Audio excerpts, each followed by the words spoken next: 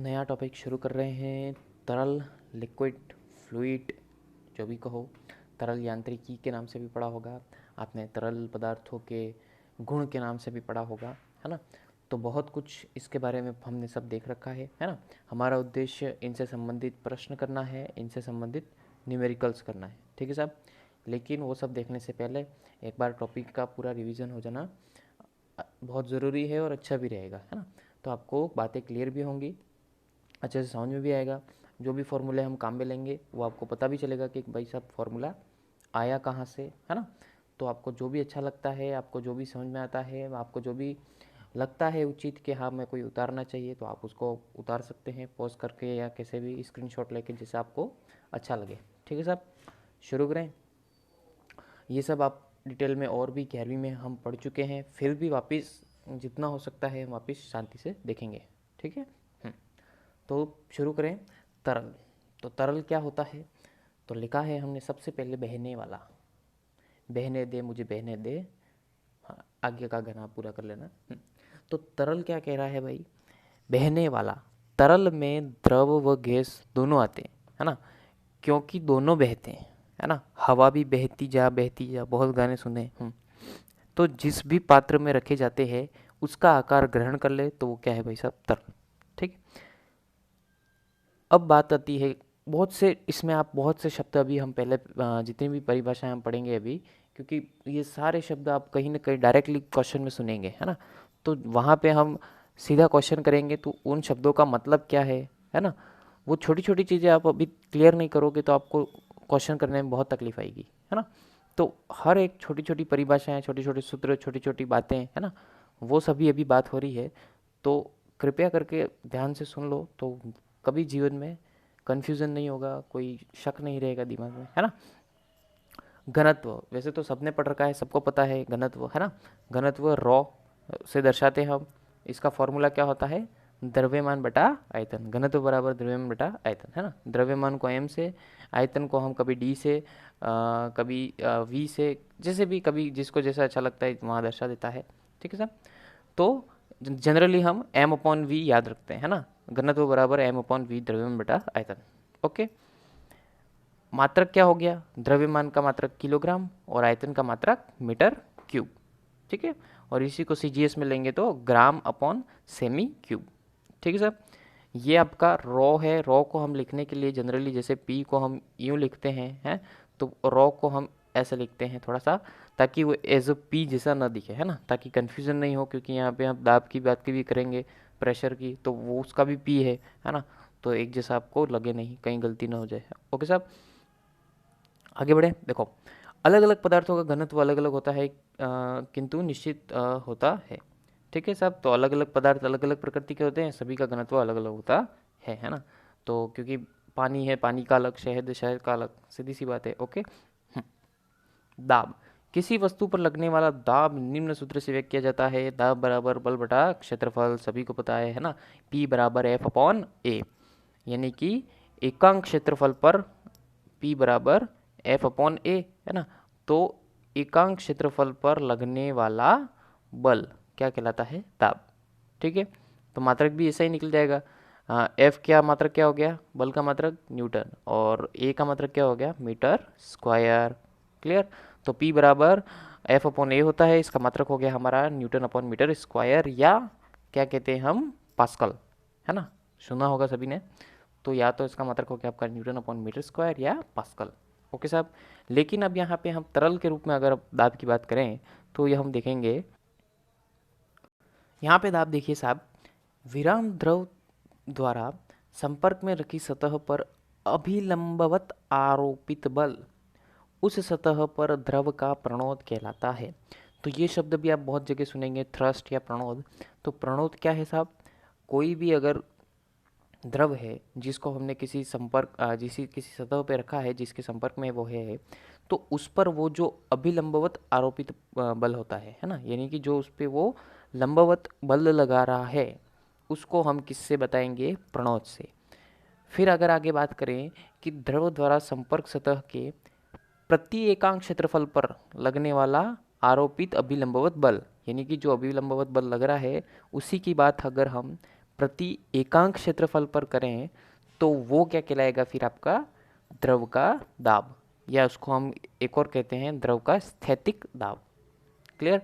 तो द्रव के अगर फॉर्म में अगर हम बात करें तो क्या करेंगे, जैसे कोई पात्र पे लिक्विड भरा हुआ है तो वो उसकी सतह पर लंबवत जो बल लगा रहा है उसको हम क्या कह रहे हैं, आरोपित लंबवत बल को प्रणोद। और अगर इसी को अगर हम प्रति एकांक क्षेत्रफल पर बात करें, है ना, पर्टिकुलर एक प्रति एकांक क्षेत्रफल पर बात करें तो वो लगने वाला बल क्या कहलाएगा आपका दाब। ठीक है, और इसको हम द्रव स्थैतिक दाब भी कहेंगे, है ना। तो कहीं कहीं ये सब शब्द आए तो आप कंफ्यूज ना होए। ठीक है। हाँ, यदि द्रव के संपर्क में क्षेत्रफल ए पर अभिलंबवत बल आपका एफ है तो पी बराबर क्या होता है, एफ अपॉन ए। ठीक है साहब, वही newton upon metre square, pascal, या फिर सीजीएस में डाइन अपॉन सेमी स्क्वायर। ठीक है, 1 न्यूटन बराबर कितना होता है, 10⁵ डाइन। ओके, याद रखना, ये सब छोटे मोटे रिलेशन ध्यान रखना।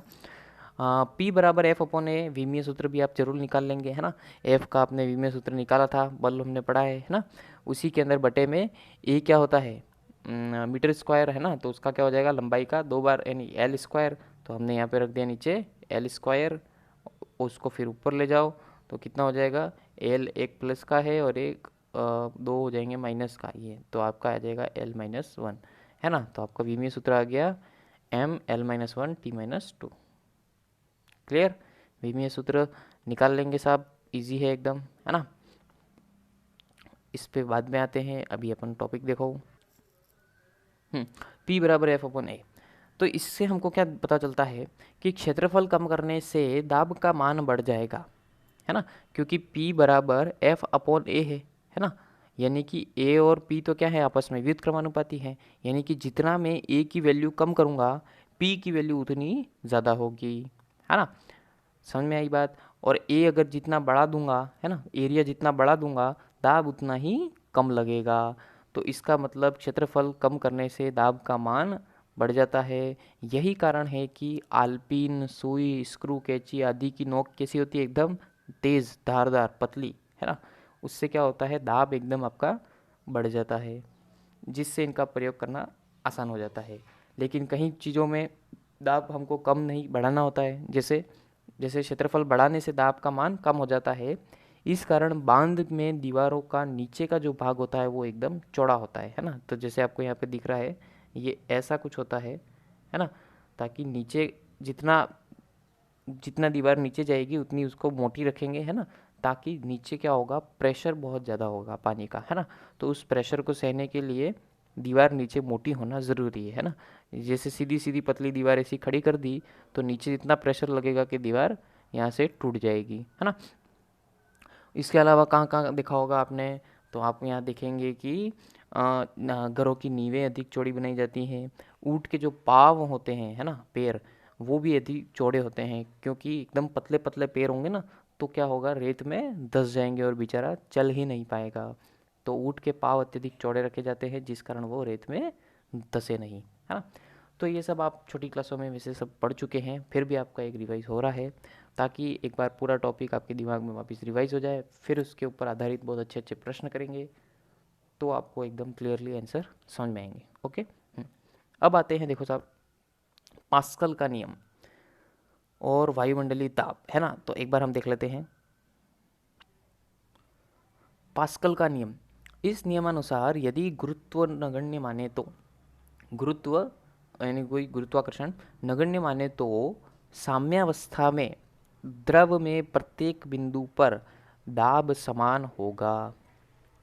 यदि गुरुत्व नगण्य है तो पात्र में द्रव किसी भी पात्र को मतलब पात्र में हमने कोई द्रव भरा है, उसके अंदर किसी एक बिंदु पर, है ना, किसी एक बिंदु पर भी अगर हम दाब बढ़ा रहे हैं तो दाब द्रव के सभी बिंदुओं पर पात्र की दीवारों पर समान रूप से संचरित होगा। क्लियर। जिसका उपयोग आपने ज़्यादातर hydraulic lift, hydraulic press, hydraulic breaks में देखोगे, है ना। तो आपको डायरेक्टली ऐसे भी क्वेश्चन पूछ सकते हैं ना, कि जैसे हाइड्रोलिक लिफ्ट है, हाइड्रोलिक ब्रेक है, ये किसके नियम पर आधारित होता है ना। तो किसके नियम पर आधारित हो गया, पास्कल के नियम पर आधारित।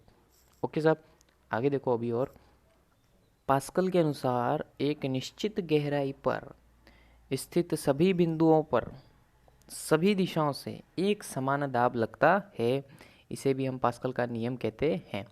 दाब केवल गहराई पर निर्भर करता है, दिशा पर नहीं।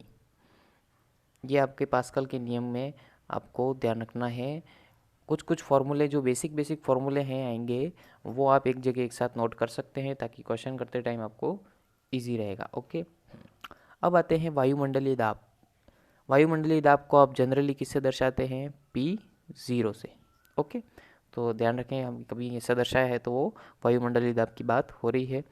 तो पृथ्वी की सतह पर चारों ओर कई गैसें हैं, है ना, नाइट्रोजन, ऑक्सीजन, सभी को पता है। तो इनके कारण पृथ्वी की सतह पर उत्पन्न दाब को वायुमंडलीय दाब कहते हैं। इसे हम सामान्यतः P0 से दर्शाते हैं। सामान्य वायुमंडलीय दाब P0 कितना होता है? 1.03 into 10⁵ newton upon metre square या पास्कल, है ना। यानी कि एक एटीएम किसके बराबर होता है? 1.03 इंटू 10⁵ पास्कल। ठीक है, तो यहाँ पे आप ध्यान रखें, जनरली हम कभी कभी सवाल करते टाइम जैसे ये 1.03 कितनी बहुत सूक्ष्म वैल्यू है ना, क्योंकि एक का किसी भी संख्या से गुणा कराओ कोई बदलाव आपका नहीं आता है। 0.03 का थोड़ा सा फर्क पड़ेगा बस।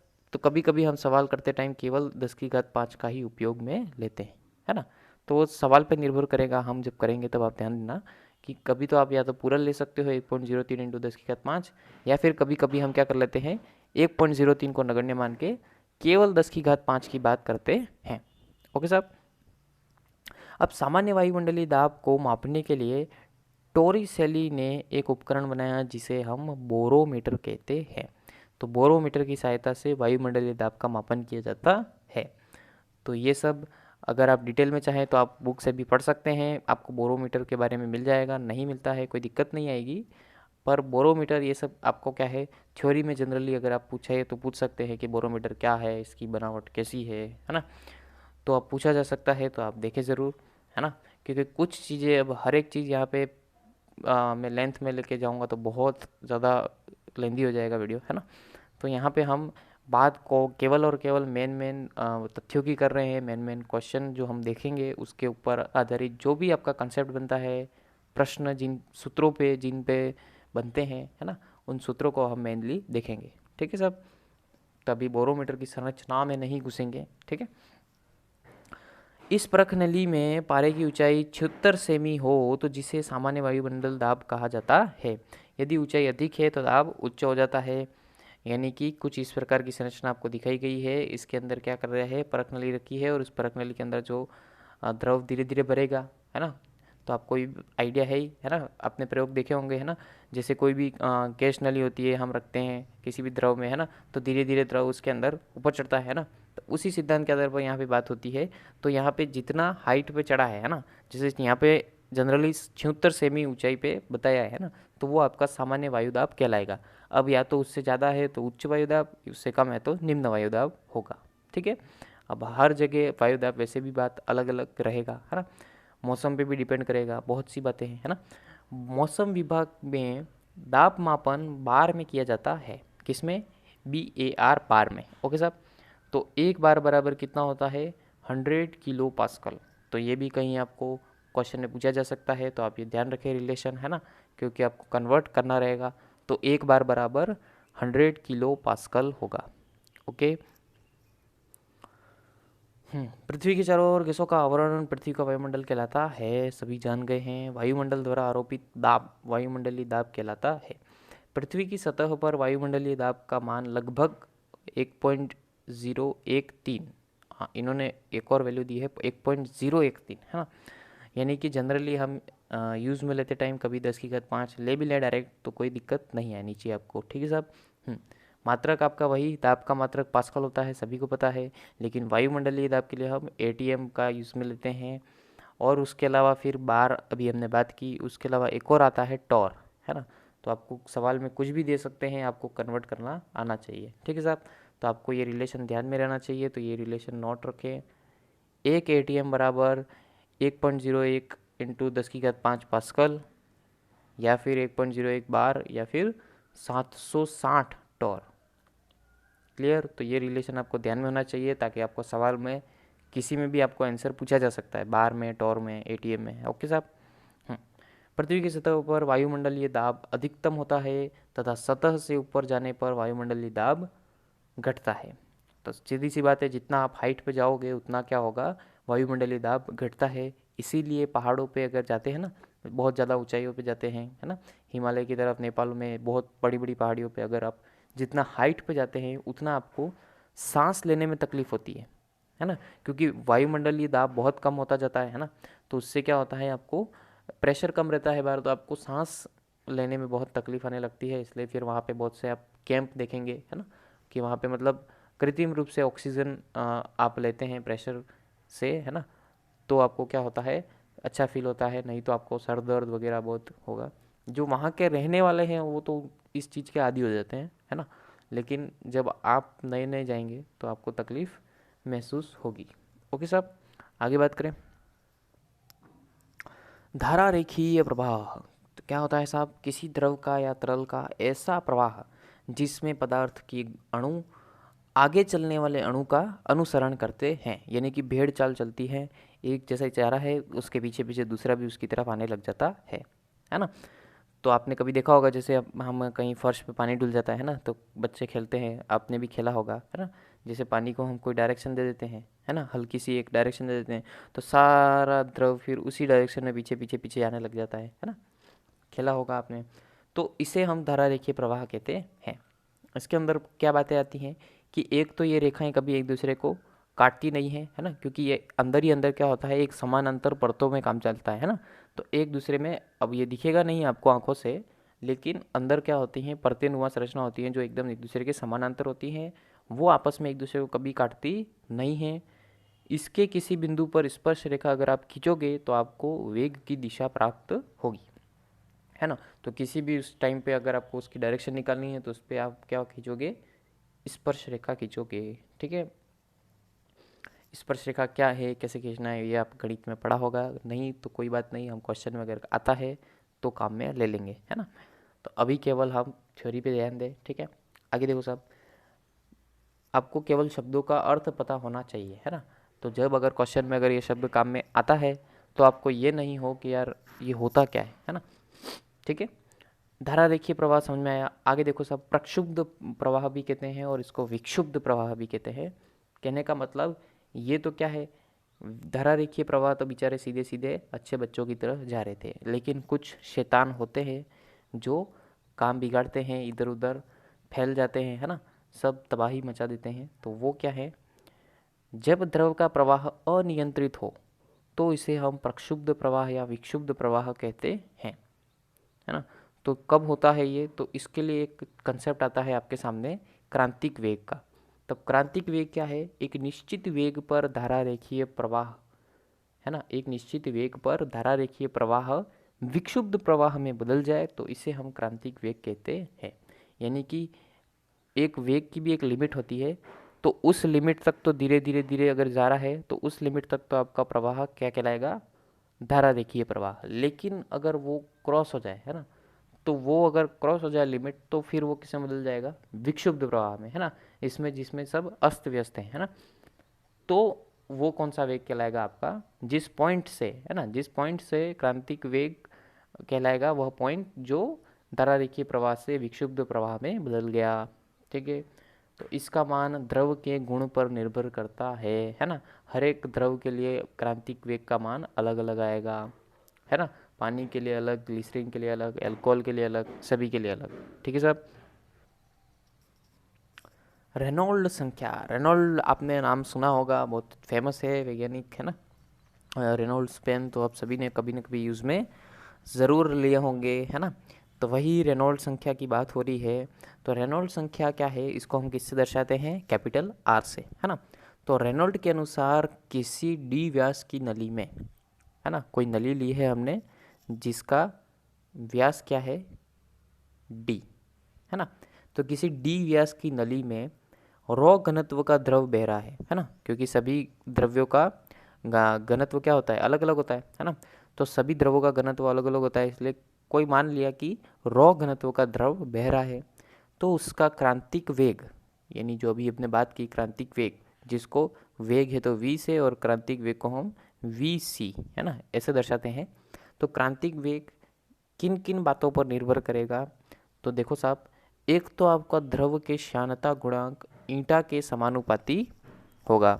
तो श्यानता क्या है, श्यानता गुणांक क्या है, वो सब हम आगे पढ़ेंगे, इसलिए आप चिंता ना करें। तो द्रव के श्यानता गुणांक ईंटा के समानुपाती होगा।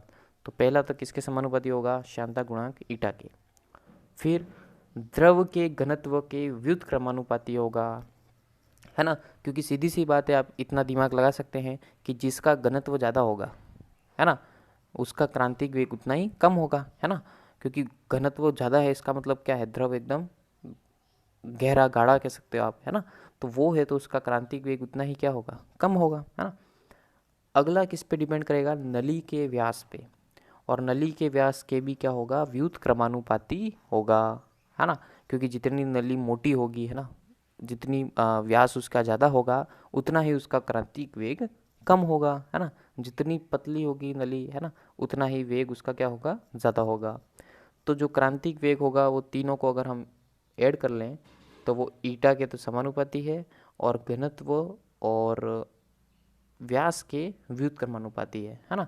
तो ईटा अपॉन रो डी, रोडी, रोडी बनेगा तो रोडी। हाँ, नहीं देखना है ऐसा अश्लील सीरियल कोई भी, ठीक है साहब। हाँ, सख्त मना कर रहा हूँ मैं तो, बाकी आप आपकी इच्छा। तो वी सी बराबर R eta upon rho D, ठीक है साहब। तो यहाँ पे हमने समानुपाती हटा के बराबर का चिन्ह लगाया है। तो बराबर का चिन्ह लगाने पर कोई ना कोई समानुपाती नियतांक लगाना पड़ता है, इसलिए हमने क्या लगाया भाई साहब? आर। और ये आपका जो आर है वो क्या है? रेनॉल्ड संख्या, है ना। तो क्रांतिक वेग बराबर R eta upon rho D. तो आपको रोडी नहीं बनना है, हाँ, एक आदर्श नागरिक बनिए, भारत का नागरिक बनिए, माँ बाप की सेवा करिए, इससे बड़ा कोई कोई कहीं कुछ नहीं रखा है ना। चलो आगे बढ़ो। हाँ, जहाँ आर रेनॉल्ड संख्या है जिसका मान धारा रेखीय प्रवाह के लिए 0 से 2000 तक होता है, ठीक है, यानी कि जब तक आर की वैल्यू 2000 तक है तब तक तो क्या होगा? धारा रेखीय प्रवाह, है ना। 2000 से 3000 के बीच में वैल्यू गई तो क्या होगा? अस्थायी प्रवाह, है ना, यानी कि मतलब न तो वो धारा रेखीय है और वो विक्षुब्ध में बस कन्वर्ट होने वाला है ना। और 3000 से जैसे ही आर की वैल्यू ज़्यादा हो जाती है तो वह विक्षुब्ध प्रवाह में आएगा। ओके, बस अब यहाँ से शांता हम पढ़ेंगे लेकिन नेक्स्ट पार्ट में, है ना। शांता और फिर बहुत से छोटे छोटे ऐसे ही टॉपिक हैं, उन सबको देखेंगे। एक दो बहुत अच्छे अच्छे प्रमेय हैं जिनके फॉर्मूले हम बहुत यूज़ में लेने वाले हैं, है ना। तो वो फॉर्मूले भी कैसे आए वो भी देखेंगे, ठीक है साहब। तब तक पढ़ते रहो, मस्त रहो, खुश रहो। धन्यवाद।